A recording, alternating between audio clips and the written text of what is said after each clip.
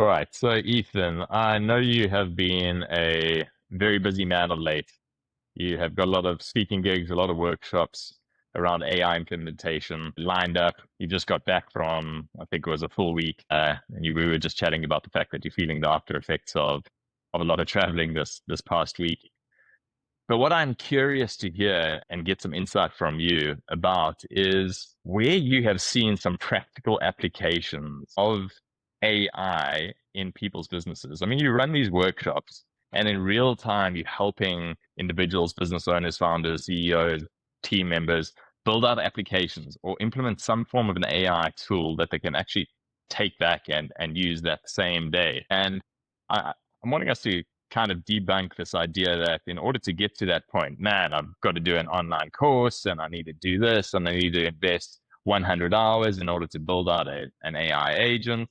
So yeah, I'd love to hear some insights from your side or anything that jumps out at you around what you've seen built in little time that can add real value. Yeah, totally. So I just got back from a tour on the West Coast, had 3 workshops back to back. The first one was for a private company called Fluid Logic. They build these intelligent hydration systems for race car drivers, motorsports, even people who just work in hot environments, and they even do some government work.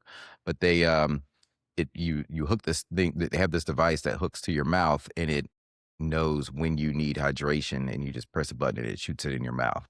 So really, really cool hardware tech startup. And so they brought me in to teach their team and install to do our automation accelerator. So one thing that was invented there, I mean, we invent so many tools real time in this workshop. And some of it may seem mundane, but if it's someone who, if you're able to do your job twice as fast, then everyone on the team develops 1, 2, or 3 different digital assistants to help them do their Mhm. job faster, to do more at scale. Then that's the outcome. That's the goal that we're shooting for. So, for example, one young lady was working. She handles customer service calls and things like that, calls, emails, messages. And they have lots of policies and documents, like any customer service person, to go find the answer to the thing. They have to go look through the warranty and see, how do we handle this specific situation, or look at our return policy. How do we handle this specific situation? Well, we built an agent for her where it responds real time. So we loaded up in the knowledge base of this agent all of the documentation. And then now, if she's on the phone with someone, or having an email conversation with someone, she can put the customer's response in there. And this agent is programmed to give her a suggested response based on the knowledge base. So that she doesn't have to overthink it or spend a bunch of time looking around for the answer, but it just Mhm. gives her an answer in her voice with the company's data. So that was one that was a super easy build. And this is someone who had basically zero knowledge of ChatGPT besides using it like a glorified search engine. And then my second stop was EO Sacramento, and then after that, EO Silicon Valley. So, well, I'll admit, when Valley, I told the learning chair this, when they first booked me, I was a little surprised, because I'm like, Silicon Valley? That's literally where AI was invented. You could throw your rock out of a window and accidentally hit 5 AI tech founders who could come speak to you about AI. So they brought me in to do their workshop, and it was awesome, and it was super hands on. Some of the people in there had tech businesses, and some had just normal everyday businesses, from marketing agencies, direct mail. There was a notary service company in there, but you had some people who were building AI tools. You had some people who had exited. There was a person in there who had, like, very successful three successful IPOs and was on to her next startup. So great group, high energy. I scored perfect 10 out of 10, which is awesome on the Nice. feedback score. Yeah. So super happy, and probably be going back for a part 2 with Silicon Valley in the coming year. So some things that we built in there, a voice agent. So we built a voice agent real time. I asked the entire room, I said, how many of you have AI answering your phones? 0 hands went up. I said, okay, well, who wants the AI answering your phones? Well, we're going to build you a receptionist right now. And so somebody put up their hand, and I said, okay, give me your website address.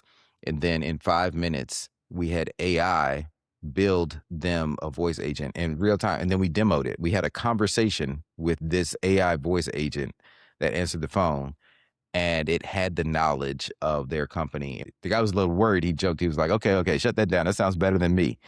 So yeah, it's a lot. It's very fun. It's very interactive, but it's so easy to build these tools. And I guess talking to you before this, Justin, I had the revelation because you were saying, and you might want to elaborate on this, but you were saying about how Silicon Valley is where the tech is made, and it's different from making it versus using it. So it's Yeah. almost like if I were going to speak to a company that manufactures pencils, but I'm the artist who knows how to use that pencil to draw a masterpiece, I can still go teach the pencil makers a lot of things about a pencil, even though they invented the thing, you know? Yeah, I think that's a That's great way to. yeah. Yeah, I think it's a great way to describe it. It. I think a lot of these products and these technologies are created with the hope that they are going to have a lot of different applications, but it is absolutely impossible to imagine what all those applications are. It needs widespread adoption, and it needs individuals like yourself to champion widespread adoption, where we suddenly start seeing, man, I would never have thought of that in a million years. And holy shit, that's such a simple use case, but my word, look at the impact that it's having on one's business. Yeah. I think you're spot on. I think a lot of us, and I'll put my hat in this box, or throw my name into the ring here. That's a lot of us feel that the real application of it is reserved for techies, tech enthusiasts only. But what you described, and that's why I wanted to ask the question, I wanted you to share it. You've described use cases, real use cases that took a few minutes or an hour to put into place. It wasn't done by the dev team, as an example. It was done by somebody like myself, somebody who doesn't have all the tech experience, the coding expertise, and all of that. But if you've got a problem you're wanting to solve, you can ask the right questions, and you've got somebody who can guide you, or you've got the time to do a little bit of research. Hey man, you can solve that, and you can really solve a significant challenge for yourself and for your organization. And maybe that comes to another point that you and I were chatting about, that we really are moving from I called it an effort economy to an impact economy, where previously we thought that our success, or even with a lot of people, what you should get paid or what bonuses you should get at the end of the year based on, hey man, but I've made huge effort this year. I've done X number of hours and I've done this. But what AI has really fast forwarded dramatically is impact economy. People worry a lot less about effort, and it's more about the impact. Or what effort have you put in that hour-long workshop, or that 2-hour-long workshop with Ethan? That's the effort that I want to focus on, because the impact off the back of that is dramatic. But it's not just this investment of hours and hours and hours and hours and hours, because yeah, output these days is relatively cheap. And that's the reality. Output is cheap, but if we can direct that input and the effort towards the correct input, the ultimate impact that we can have. I mean, that's what you teach every single day, is direct your effort. So direct your effort towards the right input, and the output that you're going to generate is massive. The impact that that's going to have on your business is truly, truly staggering. Yeah. It's all about results. It's funny you bring up impact. During one of the breaks at my Silicon Valley workshop, a young lady came up to me and she was like, "Can I ask you a question? Does anyone ever cry in your workshops? Because I'm just in tears because this has opened up so many new doors for me and so many new possibilities." And she caught me off guard, and I was like, "Wow, yeah." And funnily enough, I can think of like 3 times when someone has cried because now they see all these opportunities that have been opened that they didn't know were there before, that are right at their fingertips. So her use case, and this is the last example I'll give here. English is her second language. So with her business, even for those where English is our first language, we find it hard to articulate what makes our business special, because every business, we have competition. No matter what industry you're in, you're competing with the newbie, the 20-year-old kid down the street who just started doing it and who's really good, versus some type of enterprise level company that does the same thing you do. So how do you make yourself stand out in this sea of apparent sameness? And I believe that that is through storytelling and informing those relationships, developing know, like, and trust, KLT. And how do we Mm-hmm. do that? By showing up consistently over and over again and telling stories, because that's what connects people. Like you were just saying, information is endless. I mean, anybody can get information now, and it's going to be accurate information. We all have a PhD level genius in our pockets that we can talk to at any time, 24 hours a day. So information has become a commodity, but your unique stories, your actual real world experiences and perspectives on the world, that's what draws people to you or away from you. And that's fine. We want more people who identify with us to come towards us, and we want those who don't we want them to go away. So one thing that I had them do was build a storytelling tool, an agent or a custom GPT, if you will, that has all of these storytelling models baked into it, so that us as business owners, when you tell it something that happened in your business and you could just ramble to it and tell it what happened, it will craft it into a narrative that is actually appealing to your readers and to your listeners. Same thing, same content you gave it, but told in a specific way that triggers human interest and curiosity.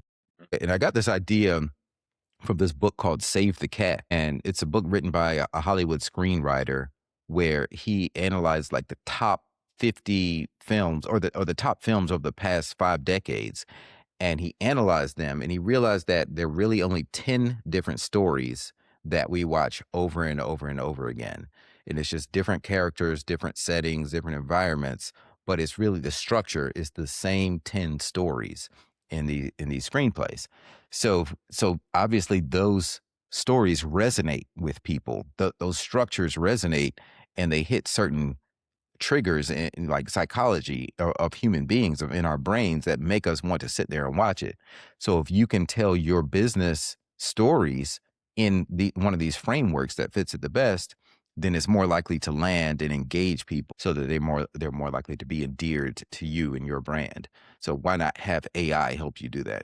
That's that's the third use case that I'll give. And that's the unlock where people see their brand, their baby told in a way that feels like a cinematic experience. So it's authentic to them, but it's told that way. It brings tears to your eyes. It's amazing. Okay, so let's start to rounding this one up. What do you think is a king move that we can leave the audience with here? Book Ethan King. That's a king move. Book Ethan King as number one. Right. I'll go with that. That's a king move. But what else? Yeah, I mean, we'll leave it there. It's so, well, I'm always telling people grab the book, but there's nothing like I'll leave it like this. Expose yourself to how different people are using AI. So it's not so much the mechanics of using AI, where you can go, even OpenAI, if you go to their website, the people who make ChatGPT, they have courses that I believe Yeah. they're free. You can just go take free courses directly from the maker. But, still, is it really going to hit the same way as if you come to an Ethan King Mm. workshop? Probably not, because you need to see someone who's actually using it in the field in real life, and it needs to be shared in an interactive, Yeah. entertaining way. But it doesn't have to just be me. I encourage people to go learn from as many different people as you can who use AI heavily and say, show me how you're using it and have them demonstrate, because I've watched different people and they all have this little unique combination of things that they do that I was completely not doing. And I'm like, that's interesting. So I feel like I could learn from anyone who uses AI heavily, and I'm not going to make the assumption that I know it all. So that would be my king move: is go learn from others and just ask them, how are you using AI? Show me, and then watch, and you can learn from 20 different people, 20 different things. I think that's gold. My king move is around reducing overwhelm. And I think what is adding to overwhelm at the moment is we tend to ask the question to everyone, do you use AI? And then everybody's answer is yes. And then in our minds, we think that everybody is really applying it how it should be. But to your point earlier on, is a lot of people just use it as a glorified search engine. But their answer is yes, I'm using AI. So rather, instead of asking everybody, do you use AI, get them to say it. Rather, ask the question, what is AI doing for you that you previously had to do yourself? Or where is AI saving you time, or asking for a practical application of it, because then that helps you sift through the people that you can double down on and say, please, can you teach me that? Versus somebody else who you realize is actually further back or further down the field than you are yourself, because they're just using it as a glorified search engine. So yeah, Yeah. try and reduce the overwhelm. All right. Thanks, Justin. Thanks, Ethan.